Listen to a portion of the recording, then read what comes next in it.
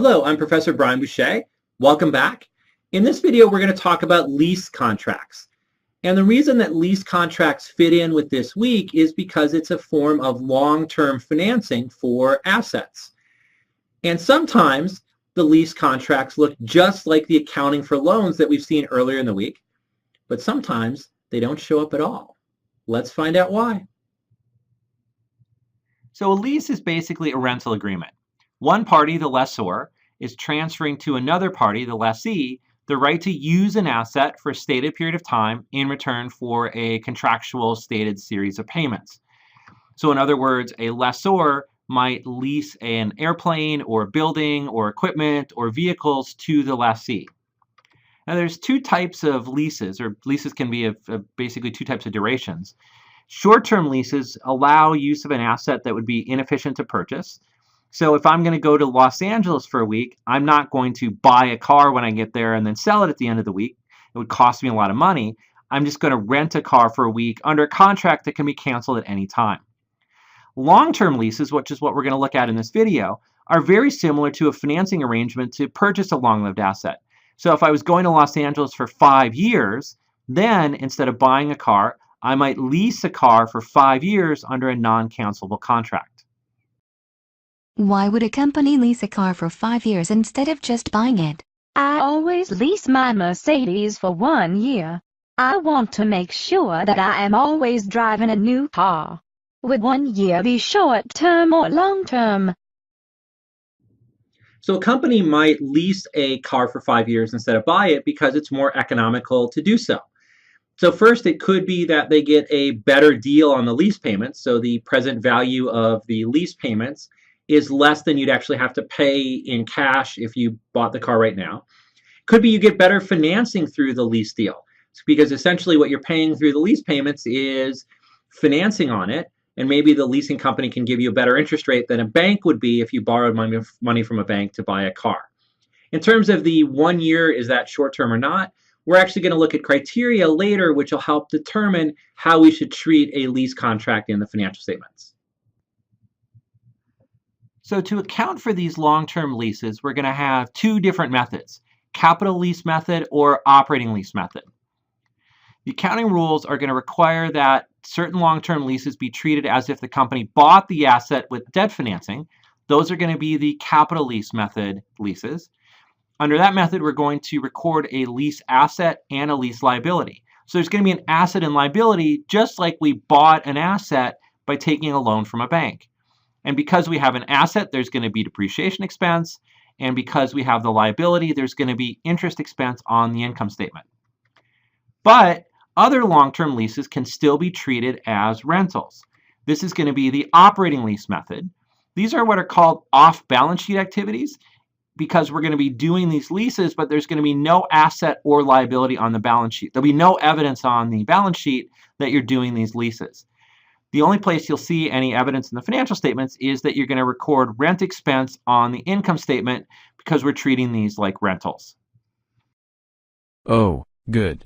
I was afraid that there would only be one method this time, but seriously, why would a lease ever be treated like you bought the asset? You did not buy the asset. So, I guess this is the part of the course where we start accounting for things that did not really happen. Is this the fairy tale writing part of the accounting language? Actually, rumor has it that some guy named Tom Riddle came up with these lease accounting standards. But anyway, it does seem weird that we're leasing an asset, we're renting an asset, but we're going to treat it as if we bought it in some cases. But what we're trying to do is get to the economic substance of the transaction.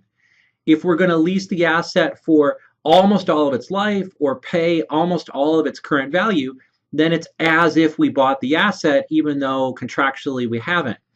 So we've just viewed it as providing users of financial statements better information to treat some of these leases as if we bought the asset. And I'll show you 4 criteria that we're going to use to determine whether to capitalize the lease or not, which I think will make this clear. To determine whether the company should use capital lease or operating lease accounting method, there are going to be 4 criteria. And firms have to use capital lease accounting if any one of these 4 apply. The first is that ownership is transferred at the end of the lease. So at the end of the lease term, you're given the asset for free. If that happens, then you have to use capital lease accounting treatment. The second would be that a bargain purchase option exists, which is the right to buy the asset at the lease end for less than its market value. So if you could buy it for $1, then you'd have to use capital lease accounting treatment. Third is whether the lease period covers more than 75% of the asset's life. So if it was an asset that had a 4-year life and you lease it for more than 3 years, you would have to use capital lease accounting treatment. And the last criteria is the present value of the contractual lease payments is at least 90% of the current market value of the asset. So what that means is if you use the time value of money stuff we learned earlier in the week, you figure out the value of those future lease payments in today's dollars. If that's 90% or more of what you could buy it for today, then it's almost like you're paying as much as buying it, and it would trip this criteria, and you'd have to use capital lease treatment.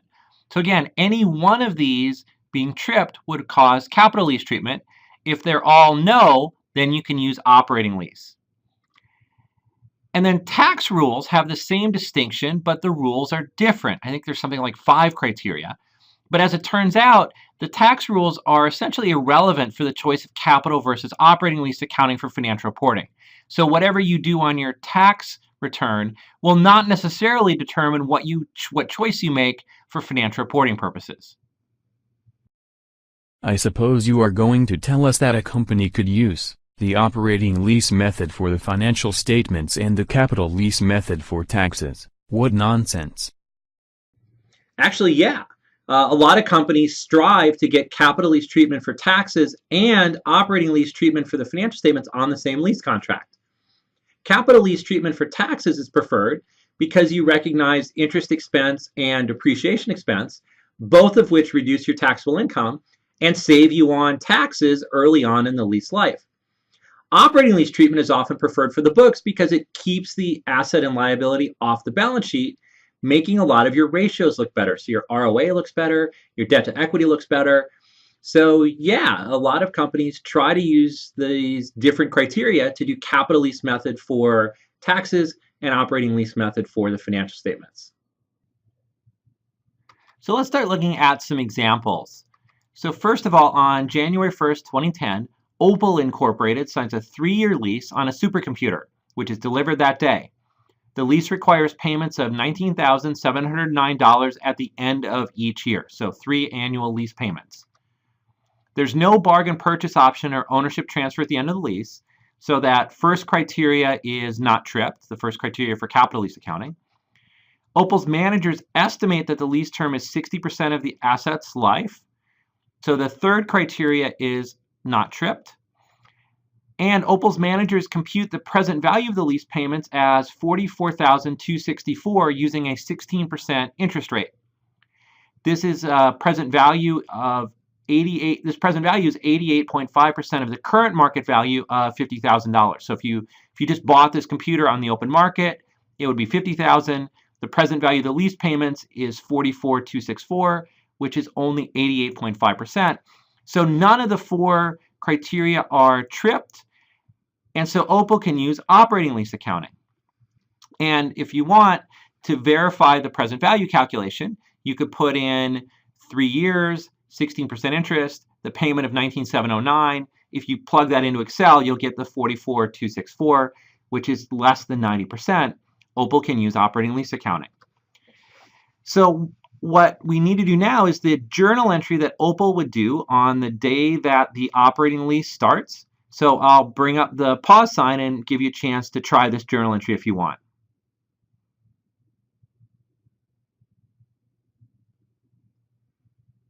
And the answer is there is no entry. So under operating lease accounting, you would not make any entry, not record any asset or liability on the day that the supercomputer is delivered. No entry. Seriously, no entry. Surely, you must have to record a liability for the lease payments. Yeah, I agree this is weird because you've signed a non-cancelable contract to make these lease payments in the future. Sounds like a liability. But I guess the idea here is that since you don't satisfy those criteria, you're not using up a lot of the asset's life. So at any point, you could give the asset back to the lessor to get out of the contract and then not have to make those future payments. So I guess the default case is there's enough uncertainty here that we're not going to view those payments as a liability. But I agree it's sort of a stretch, so it just is. This is the way we do it for operating lease treatment. Okay, now it's December 31, 2010, the end of the first year, and Opal makes its lease payment of $19,709. Why don't you go ahead and try to do the journal entry for this lease payment?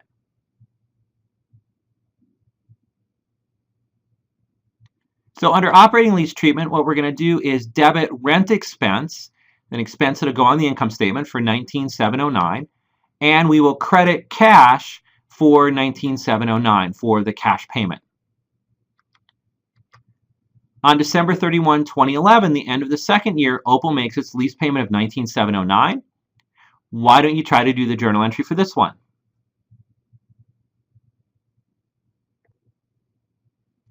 The answer here is same entry, different period.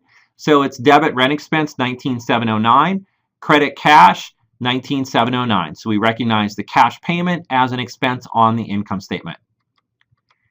Now it's December 31, 2012. It's the last lease payment. Opal makes its lease payment of $19,709. I'll bring up the pause sign and everybody try to do the journal entry this time.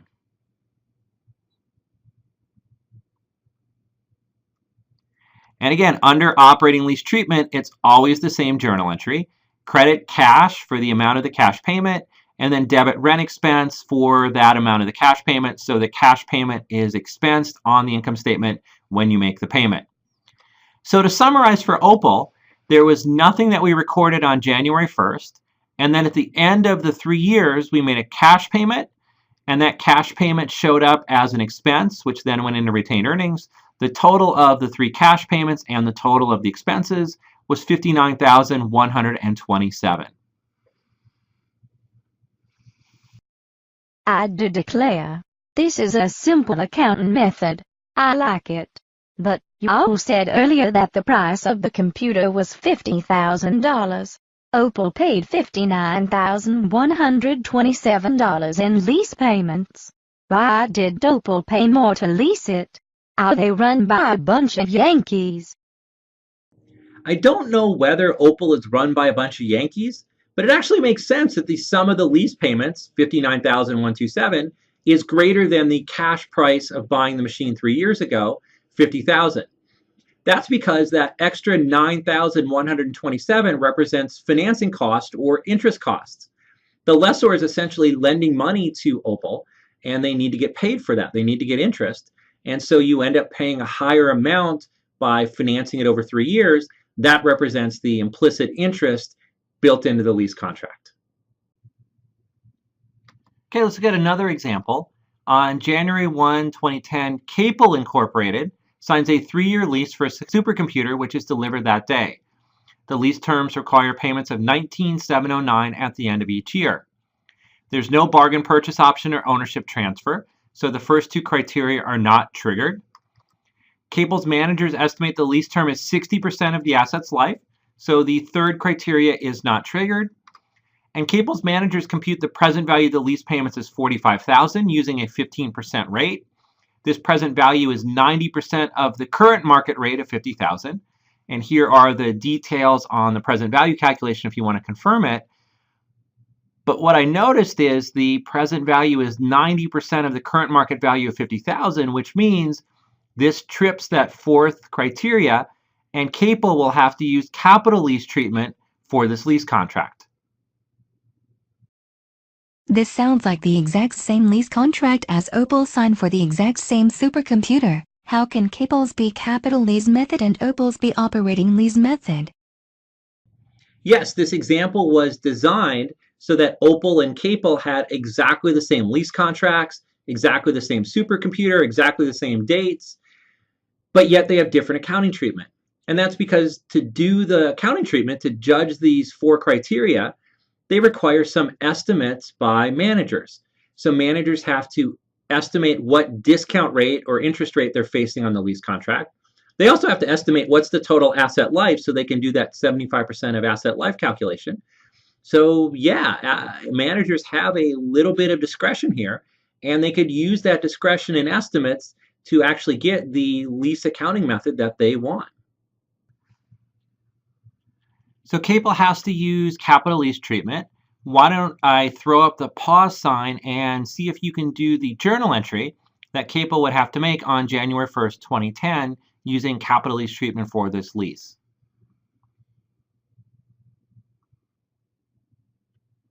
So the journal entry here is we're going to debit a lease asset for $45,000 and credit a lease liability for $45,000.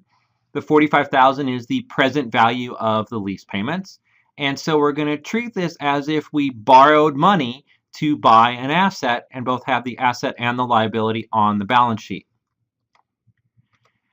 Once we have that asset and liability there, then Capel has to do the following subsequent accounting. The lease asset's going to be depreciated on a straight line basis for 3 years, and we'll assume no salvage value. So it's going to be treated just like you would treat any other long-lived asset. The lease liability is going to be accounted for using the effective interest method. So part of the lease payment is going to be going to interest expense. Part of it's going to be considered payment of principal, which will reduce the balance in that lease liability account. The interest expense will be calculated based on the beginning balance in the lease liability account times 15%, which is the effective interest rate, the rate that was in effect when the lease contract started. And this will be treated just like we did mortgage payable. This sounds like a combination of what we learned last week for long-lived assets, and what we learned this week for long-term debt. Is there anything new here? In terms of the accounting mechanics, no, there isn't anything new here. The journal entry that we do for the lease payment is going to be exactly the same as we did for mortgages earlier in the week. And the journal entry due for depreciation is going to be exactly what we did last week for depreciation. So while the concept of leased assets and whether they go on the balance sheet or not is new, the accounting mechanics are actually just a nice review of things you should have learned over the last couple of weeks. So continuing on with the example, on December 31, 2010, Capel has to make its lease payment of $19,709. Capel also has to recognize the depreciation on the supercomputer, so it needs to make 2 journal entries. I will throw up the pause sign so that you can try these, although it may be difficult to get the numbers. So for now, just try to get the accounts that would be involved.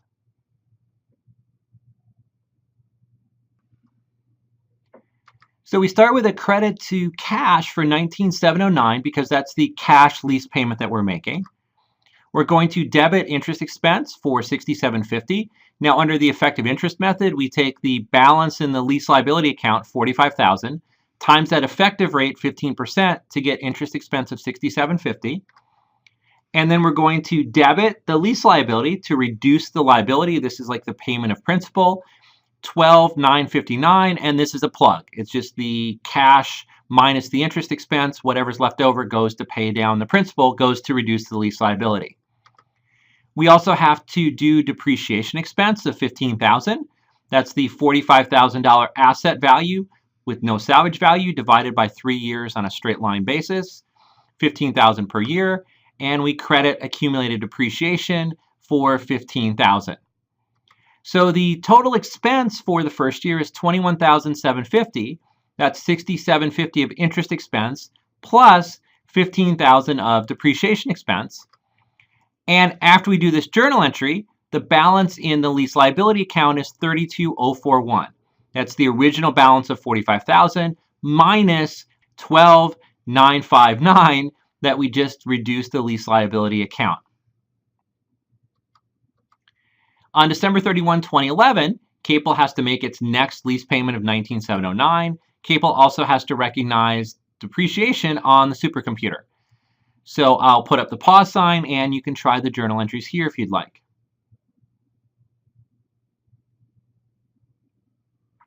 Okay, so we again start with cash. We're paying our cash lease payments, so we credit cash. Interest expense now is only going to be $48,006. Because remember, the beginning balance in the lease liability account is $32,041. We take that times 15% to get the interest expense. Then the lease liability is going to be the plug. It's the cash that we paid minus the interest expense. So lease liability goes down by another $14,903. We recognize another year of straight line depreciation expense and accumulated depreciation at $15,000. So debit depreciation expense, credit accumulated depreciation. So notice that the total expense in year 2 is $19,806. That's $4,806 plus $15,000, the interest expense plus the depreciation. And the ending balance in the lease liability is $17,138. So we came into year 2 with a balance of $32,041. We subtract $14,903, which is the debit that we have above. So at the end of the year, the balance is now $17,138. On December 31, 2012, Capel makes another lease payment of $19,709. That's the last lease payment. They also have to recognize depreciation on the supercomputer. So I'll put up the pause sign if you want to try the last set of journal entries.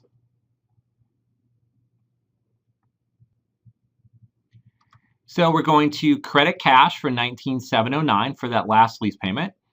We debit interest expense. Now the total is $2571. That's that beginning balance of $17,138 times 15%. And then the plug goes to lease liability, $19,709 minus the interest expense of $2571.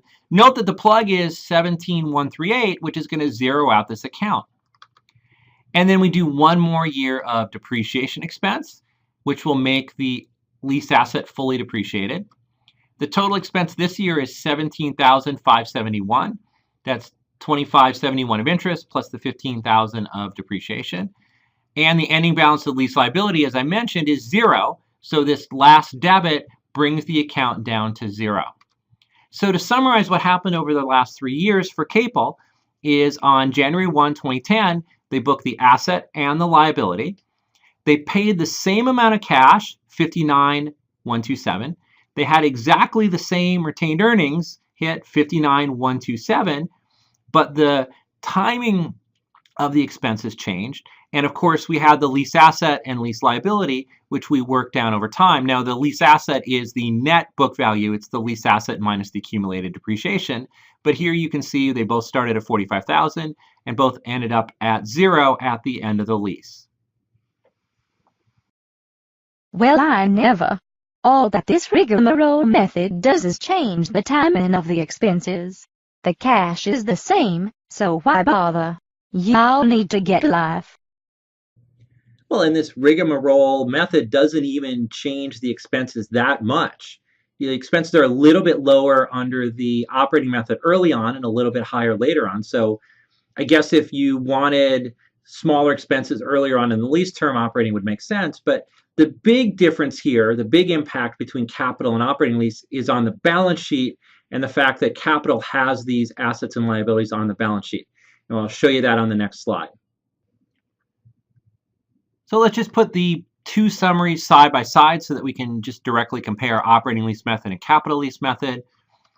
As you can see, capital lease method has higher expenses in the earlier years than operating lease method, but then a lower expense in the later year.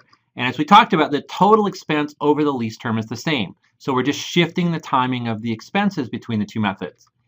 Capital leases, of course, have higher asset and liabilities because they have them on balance sheet, whereas the operating lease method, all the stuff is off balance sheet. Capital lease versus operating lease also affects the statement of cash flow. So I want to talk about that quickly. So going back to Opal with the operating lease, they made the 3 cash payments every year of $19,709, and that would be considered an operating cash flow as rent expense. Capel made exactly the same cash payments, so their total cash outflows are the same, but the interest expense portion is considered operating, whereas the portion of the cash that went to reduce the liability is considered financing. So as a result, capital leases always have higher cash from operations. The rent expense is operating cash flow for operating leases, so all that cash outflow reduces operating, whereas for capital, we're only reducing the operating cash flow by the interest expense portion because we consider some of it financing. And then, of course, the depreciation expense, which you have under capital, is irrelevant for cash flow. It would reduce net income, but then be added back, having no impact at all on cash flow. Well, thank you very much. Even though the cash payments are the same, the computer is the same, and the lease contract is the same. You have different effects on the SCF. Let's cut to the chase. Do companies play with their estimates, so that they can justify using the method that makes their financial statements look the best? You're welcome. I'm glad I could give you two methods that complicated things. Although notice no one method dominates the other, because capital lease actually gives you better cash flow, even though it might be hurting your earnings early on and hurting your ratios. But to get to the question of whether managers are playing with these estimates to try to get certain lease treatment, yeah, I think that probably goes on, as do many other people in the financial markets. And as a result, there's a movement to change the rules to try to get rid of any game playing incentives that might exist. So as it turns out, these differences between capital lease method and operating lease method have been quite controversial, because the operating lease method is allowing firms to keep what some people view as substantial financial obligations off of their balance sheet. So if you look at leverage ratios like debt to equity, or ratios like ROE or ROA, they're very distorted by this difference between operating lease and capital lease treatment. So both the FASB and the IASB both have proposals to get rid of operating lease accounting. Basically, if you had a long-term non-cancelable lease, you'll have some kind of asset and liability no matter what. The leasing industry is spending billions or maybe even trillions of dollars fighting against this change. And even though it's a proposal, it hasn't gotten anywhere yet, but this is something to watch for that might come down the road in the future. Until then, a quick and dirty thing that you might want to do to adjust for this operating lease effect when calculating ratios is to try to capitalize them. So the big problem is on the balance sheet. You could also adjust the income statement and cash flow statement, but that tends not to be as big of a deal. So I'm just going to focus on the balance sheet. What you could do is there's going to be a footnote which will give you the future operating lease payments. So like we saw, Opal had the 19709. So in a footnote, you can see these future payments that a company is going to make under these leases. You could calculate the present value of those lease payments using some kind of reasonable interest rate, and then put those present value as part of long-term assets and as part of long-term debt, and then recalculate all your ratios. Or, as long as you don't tell anybody, a quick and dirty shortcut is to just multiply rent expense by 8 to estimate the asset and liability. Now, obviously, that's a very crude method because it doesn't allow for differences in interest rates, but it actually performs pretty well in most circumstances. So it would be a quick way to try to estimate that. I'm not going to do that in this video, but what I'll do is when we look at the 3M financial statements, I'll show you how to do this calculation. So normally at this point in the week, we would have a video that would be a disclosure example where we would see how some of these concepts we've been studying show up in financial statement disclosures. But you guys have watched a lot of video this week, especially with all that time value of money stuff at the start. So instead, in the next video, we'll move right to the 3M financial statements, and we'll look at those financial statements to see how some of those concepts show up in the disclosure. I'll see you then. See you next video.